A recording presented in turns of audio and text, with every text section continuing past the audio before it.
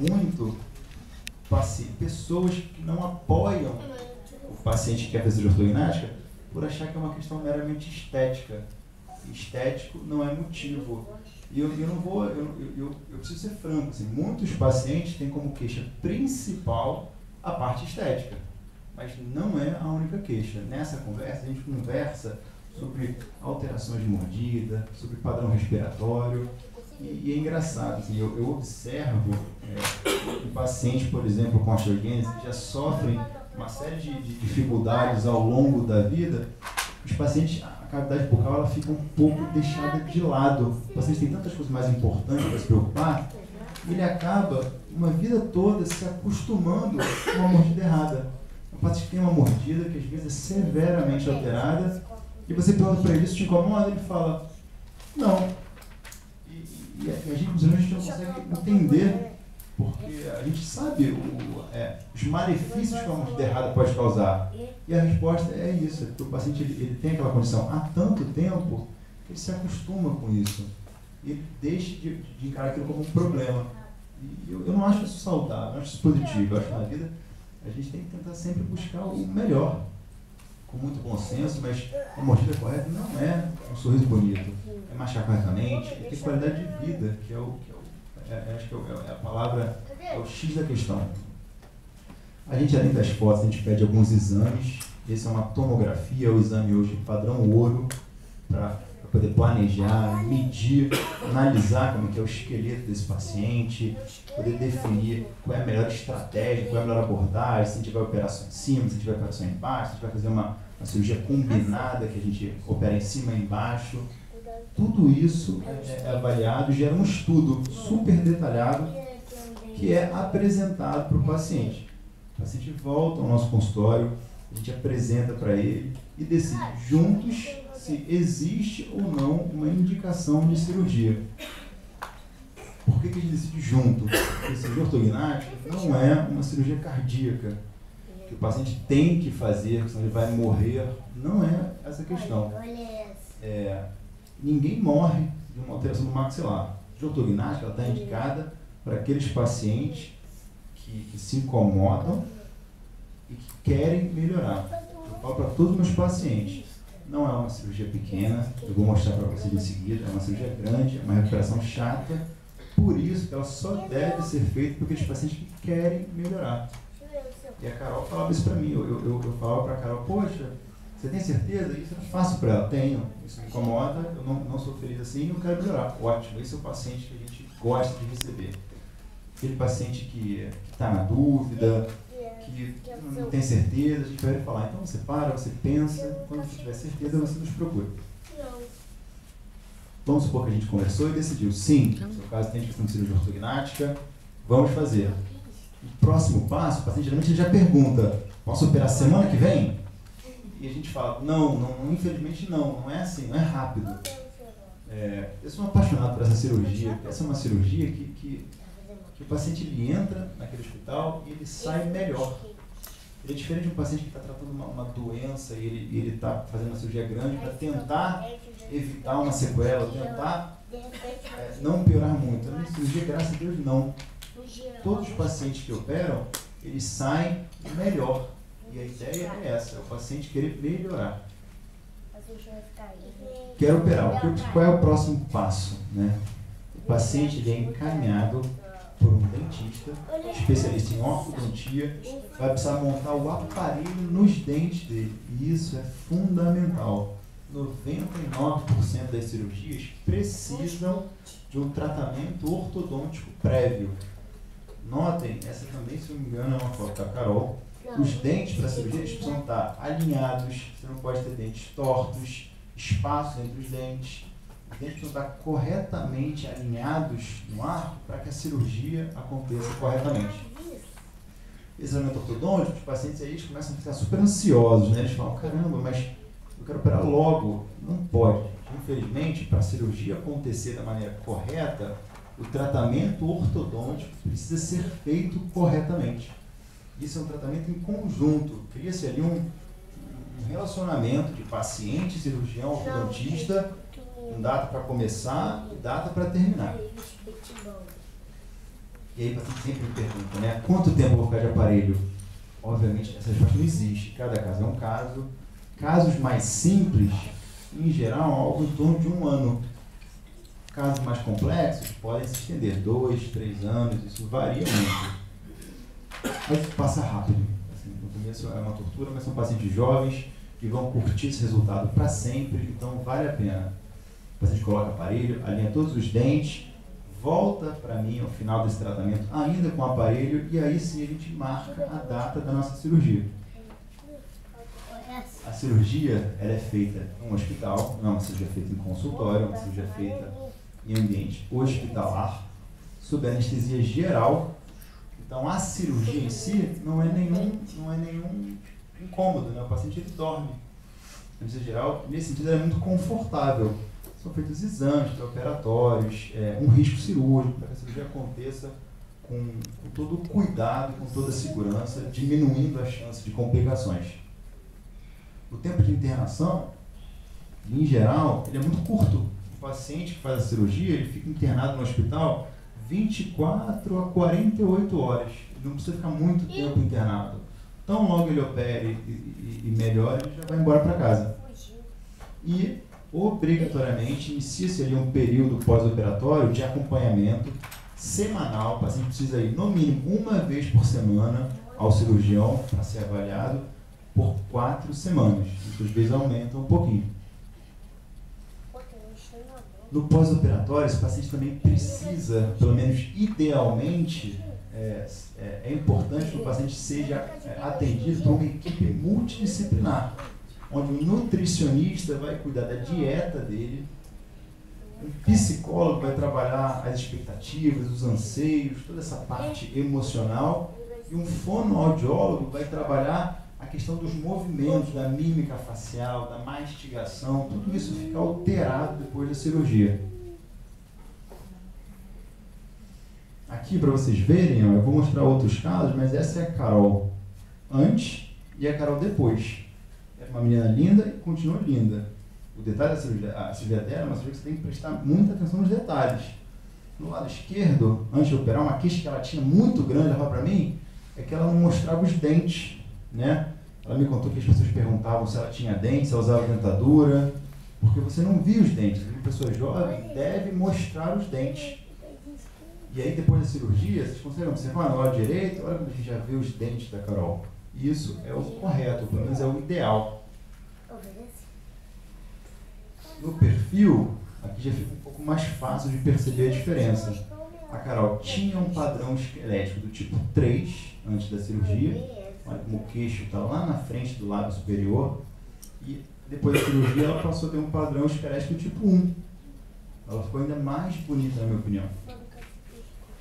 A mordida da Carol, aqui acho que a foto ficou um pouco clara, não sei se é o projetor, mas vocês vão ver na próxima. A mordida é uma mordida cruzada, tá vendo? Ó? E agora é uma mordida correta. O paciente, reparem, ele está de aparelho, a cirurgia é feita de aparelho nos dentes. E após a cirurgia, o paciente retorna ao ortodontista, inicia uma fase que chama de finalização ortodôntica, onde alguns espaços são fechados, onde é feito um refinamento até que ele remova esse aparelho. Tudo bem? Só falei da parte boa até agora, né? Vamos entrar na parte chata desse tratamento, que é o pós-operatório. Uma vez que a cirurgia, o paciente está dormindo e a internação é muito curta, qual é a parte chata dessa cirurgia?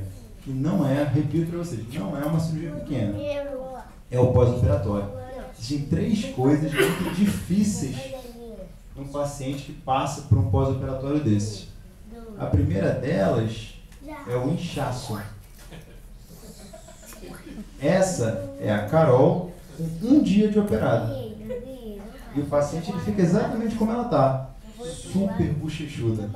É normal, o inchaço é uma resposta fisiológica do organismo, esperado que o paciente fique inchado. Isso é normal. Mas esse inchaço é chato, desconfortável. Ele demora aí pelo menos uns 30 dias para que a maior parte desse inchaço desapareça. Mas se o paciente está 100% desinchado, eu aviso que demora de 3 a 6 meses. Depois de 30 dias ele já está muito bem. As pessoas nem notam que ele está inchado. Mas ele olha no espelho, ele sabe que ele não está um pouquinho bochechudo. Ele está 100% pelo menos uns 3 meses. E aí é fundamental, bastante compressa de gelo, repouso, não tem jeito. Não é a pior parte, gente. A pior parte, disparada, eu pergunto para todos os meus pacientes. Hoje eu praticamente só faço ortognática, eu operei mais de 300 pacientes e eles são unânimes em dizer que a pior parte do pós-operatório, vocês adivinham qual é? Alimentação. Então, aqui já deu a dica, né? Porque todo mundo acha que é dor, deve doer muito, né? Corta osso, serra osso, alimentação, você está certíssimo. Essa é a pior parte do pós-operatório, né? Pastel, brigadeiro, massa, tudo isso é terminantemente proibido por no mínimo 30 dias de operado. Isso é fácil de entender, não precisa de cirurgião para entender não. São feitos cortes no osso. É verdade. É verdade. Mas eles estão acima do peso, é ótimo. Eu já até falo, olha, já aceita que vai entrar num regime forçado. Independente, já vai entrar numa dieta. Aqueles pacientes que não querem emagrecer ou não podem, já são muito magrinhos, eles perdem uns 3 a 4 quilos. Os pacientes que querem emagrecer, aí o céu é o limite. Eles perdem 10 quilos, 11 quilos, lógico, com acompanhamento nutricional, de uma maneira saudável. Isso, pessoal, não é difícil de entender. O motivo disso é porque são feitos cortes no osso. Embora a gente fixe o corte, aquela placa e parafuso que vocês viram, esse material é muito delicado. Então, se o paciente mastiga qualquer coisa dura no pós-operatório, essas placas quebram. E você imagina, uma placa dessa quebra, o osso fica solto, é um problemão. Então, o paciente entra e fica 30 dias só se alimentando de alimentos líquidos e pastosos. Muito sorvete, muita sopa, tudo batido no liquidificador.